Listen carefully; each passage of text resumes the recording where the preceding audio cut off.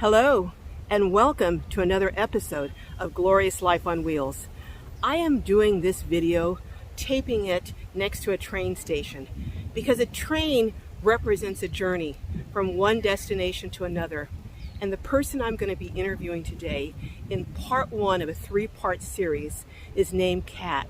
And she has taken a journey from living a middle-class existence like many of you have lived, to ending up through a series of events, starting with one catastrophic event that caused her life to spiral down to the point where she was living on the streets in a trailer. This is the bridge where she lived on in her trailer for 4 years with very few resources. And for many of you, I think you can relate to that.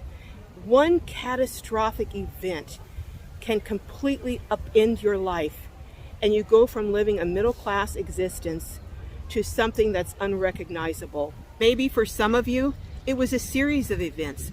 Maybe your rent went up $200 to $300 every year for 3 or 4 years, to the point where eventually you could not afford rents and ended up living in your vehicle with little to no hope for escaping and having another chance at life. Well, I hope that Kat's story will demonstrate to you that you can start over, that with resilience, with courage, and with knowing the right resources, you can live the life that she's now living, which she says is her dream life in a beautiful apartment. In this three-part series, we're going to go with her as she tells her story in part one of how she ended up on the streets, to part two, where she shares the resources and how she accessed them to get a beautiful, affordable apartment in one of the most expensive cities in the entire country, to part three, the budget that she lives on, which is really below poverty level, and how she lives a life of joy on that low income. So come on, let's get started with part one, and let me know in the comments if you're experiencing some of what Kat went through, and if you're struggling trying to regain your hope. And hopefully this video will give you some encouragement that even in your 60s, like Kat is, you can start all over. So come on, let's get started and meet her again, shall we? Well, hello, Kat. Hi, how are you doing? I'm doing great. How about you? I'm enjoying my apartment. It's awesome. This is such a change from some of the times that we used to talk. I interviewed you when you had just moved in, and now it is so beautiful the way you have decorated it. But you know what, before we get into that, let's talk about what brought you to this point and how you got here. For those who don't know, you were living on the streets in a trailer for 4 years. Yeah, and my spouse of 40 years died, and I lost everything, and I ended up in a truck trailer on the side of the road on a bridge for 4 years, and we met doing a soup kitchen. Yes. Now let me ask you this, when you say a truck trailer, it was a truck that was pulling a trailer? Yes. Okay. It was 40 feet of largeness. Okay. And how I happened to first interview you was when you were getting tickets. You and other people who were living on the streets were getting tickets after tickets after tickets. Yeah, it was the $58 parking ticket overnight from certain hours that we could not park on the street. And that you were going through with a lot of other seniors, some really hard times, because then when the tickets would build up, they would get their vehicles towed. Yes. And that's a whole nother story, and I can leave a link to that video. But how did you, for people who don't know your story, in just a brief synopsis, how did you end up being on the street? You mentioned that actually it was your common-law husband of 40 years. Right. How did you end up being on the streets? He passed away on August 25th, and I lost pretty much everything because we weren't married for 40 years, but we were together. I had no rights in California. Now There is no common law. you raised two sons together. You had two sons We together. had two sons together, but I didn't know I didn't have any rights, and so when he passed away, I lost everything. I couldn't afford living in a house, and we had 6 businesses, and I couldn't run them in a trailer and truck, so I really couldn't work, and then I got cancer. Yeah, so it just one thing after another, after one domino after another fell. Right, and it's really hard because when you have a certain way of lifestyle, and then it just falls, and it falls quick, and your life totally flip-flops and changes, and you don't know that path. You're used to your old life, but living on a bridge on Oceanside Boulevard was pretty tough. It was a learning lesson. Now, you were saying, as we were talking earlier, that you didn't think that you were the kind of person who would end up living in a trailer on the streets. Oh, no. Never even thought of it. We always worked long days. We always had our own businesses. But when he passed away, there was just no way I could afford housing whatsoever. I looked everywhere. I looked for trailer parks. I looked for campgrounds. I searched everywhere, all through California, and there's nothing available for me. And you wanted to stay in California because that's where your sons were at the time. But you ended up on the bridge, and we were talking about how that kind of transformed your way of thinking. Yeah, my empathy came. I developed such kindness towards people who had nothing because they showed me kindness. They showed me that they had nothing to give, but when I was in need, they were there. And that's pretty awesome.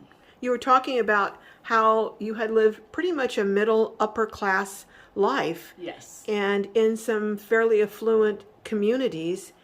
And you saw, from what you were saying, more compassion from some of the people on the streets with almost nothing than you saw from people who had an awful lot. Yeah, it was amazing because even though they had nothing to give, they gave themselves. When I got sick, they would check on me. When I couldn't lift water, they would lift water for me. The things that they did was pretty cool to help me heal in my process. And I always swore I wasn't going to be the old lady in the RV that, passed away and nobody knew. But they were checking on me daily.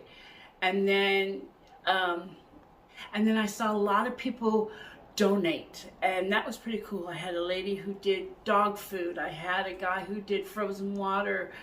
The church ladies brought all kinds of food every week to my trailer, and we passed it out.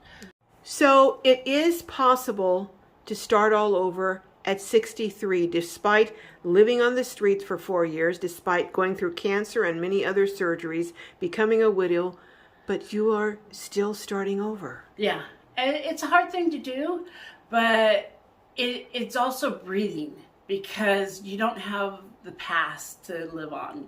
I'm excited about my future.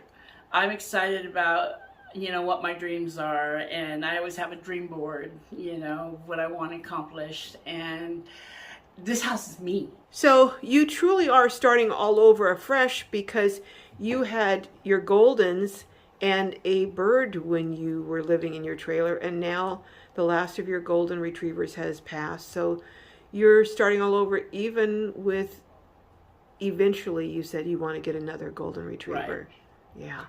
So your dream is to get another golden retriever, and to what else? What other dreams do you have? I want to become me again. I'm not the widow. I'm not the businesswoman. I'm not the homeless person on the street. I want to become me again, and that's really important to me. So how do you go from being the homeless person or woman on the streets to recapturing, maybe not exactly who you were before because you were living a whole different lifestyle, right, but how do you recapture the essence of you in your new life moving forward? Going back to the beach, going back to what matters most to me, watching my sunset. I'm friendly with everybody in here. But how do you emotionally make the transition? Oh, that's hard. That's hard because I've been very sick, and so I'm still not there yet. I'm still trying to deal with more surgeries, and I gotta wait till I get better on that part of it. Now, you were showing me how you had a book that was daily gratitude sayings. And do you think being grateful, because you've expressed to me how grateful you are for your apartment, do you think that that will help with your journey, acknowledging where you've come from? Oh, yes. Yeah, it will help greatly, because when I write them every day and I put them on my door for all the other tenants, I read what it says, and I sit there with my coffee and I just soak it in, you know, because I'm writing it just to see if it's going to fit this building. Okay. You know? Well, Kat, I just want to thank you so much for taking this time to sit down and just be a source of encouragement to other women or men who have come out of some really, really tough times, but are looking forward to a new chapter. And you can start all over at any age, is what you're saying. Yeah, and you've gotta have enough confidence in yourself that you can do it. You know, because you have to learn to put the past behind you. When I came in here, I didn't want to be the widow. I walked away, and sometimes you have to just do that just to put the negatives. I always say take the negative out of the positive. Did that wrong. Positive out of the negative. Okay. Yeah. All right. And so I'm always looking for things that are positive in my life. Even if it's a simple plant, I have flowers I cut every, Sunday. I still go back to being me, and I say hi to everybody. I give hugs all the time. So you're giving out positivity, so that's what you're getting back. Yes. Okay. All right. Well, you know what? I am looking forward to following you on this journey and actually learning from you on this journey, because I've seen where you were, and even when you were on the streets, you weren't this negative, mean, bitter person. You were a giving, caring person around all the people around you. Yeah, and the streets, believe it or not, it made me grow as a human being. It made Really? me grow in my empathy. It made me realize that just because you're living in the fields or a car or van, motorhome, not everybody is just this down person. They have compassion, they have hearts, they have feelings, and they have good sides. I always listen and ask what their story was, and it makes you realize what happened to them to become like this. But then there's families, because they can't afford living in California in rents. I have seen parents with their kids, and it's sad to see, but they can't afford it, So you saw some people experiencing the worst of times who still maintain their humanity, possibly even better than people who were doing much better. Right. Okay. Yeah. And it's kind of, when you see someone who has nothing give anything they've got, that's pretty awesome to see. Yeah. It really is. And I was blessed to see that at that time. Okay. And when I got sick, they were there for me, checking on me. So we're going to be following you and seeing what the next steps in your journey are. And I'm looking forward to seeing when you get your next golden. And I already have a name. What's the name? It's going to be Lainey, because I do all country western seniors, so it's for Lainey Wilson. Okay, it's all right. Female.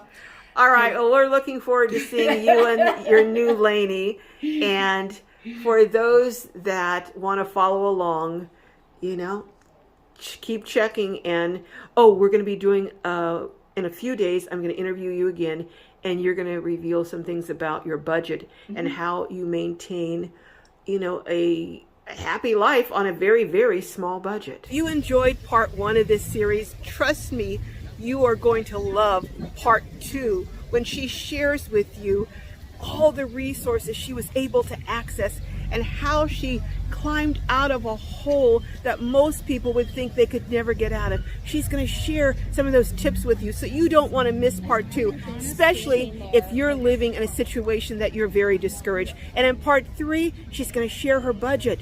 So don't miss parts 2 and 3, and I'll see you down the road. Meanwhile, join us for Glow Live every Saturday at 3 p.m.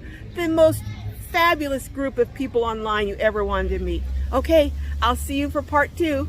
Till then, bye-bye.